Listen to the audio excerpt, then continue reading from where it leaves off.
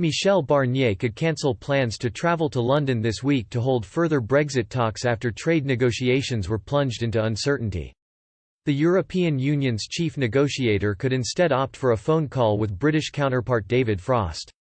Brussels sources said it was a big if whether the Frenchman would make the journey to Westminster because of last week's acrimonious round of negotiations.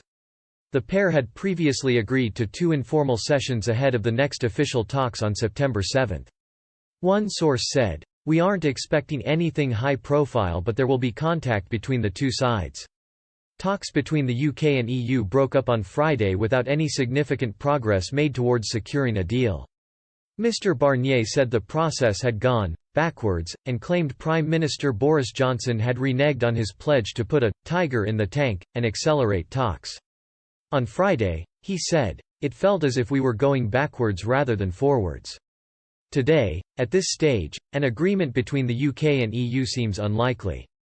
"I simply do not understand why we are wasting valuable time," Mr Barnier added. "Those who were hoping for negotiations to move on swiftly forward this week will have been disappointed. Unfortunately, I too have been frankly disappointed as well, I must say." Prime Minister Boris Johnson told us in June that he wished to speed up. This week, once again, as in the July round, the British negotiators have not shown any real willingness to move forward. Mr Frost suggested it was Brussels that had made no deal more likely with its hardline negotiating tactics. The Prime Minister's Brexit envoy said Mr Barnier's refusal dropped demands for continuity on fishing rights and state aid rules on subsidies and tax breaks.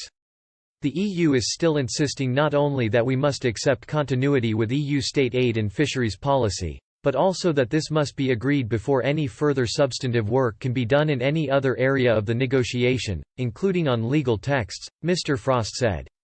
This makes it unnecessarily difficult to make progress.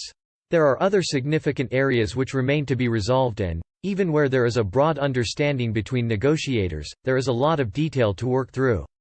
Time is short for both sides. British negotiators were left furious by the EU's refusal to begin work on a draft free trade agreement. UK officials have warned time is running out to complete the formalities of the post-Brexit pact with the bloc. One source said, "The UK has consistently pushed for detailed textual discussions on the core elements of a trade agreement.